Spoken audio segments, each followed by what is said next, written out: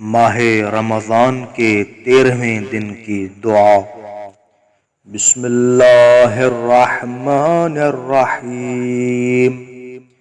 اللہم طہرنی فیہ من الدنس والاقذار وصبرنی فیہ علی کائنات الاقدار ووفقنی فیہ للتقى وصحبة الأبرار بعونك يا قرة عين المساكين۔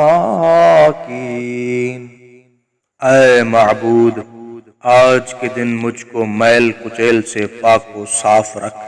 اس دن میں مجھے مقدر شدہ مشکلات پر صبر عطا فرما، اور آج اپنی مدد کے ساتھ مجھ کو پرہیزگاری اور نیکوکاروں کے ساتھ رہنے کی توفیق دے۔ اے بیچاروں کی خون کی چشم،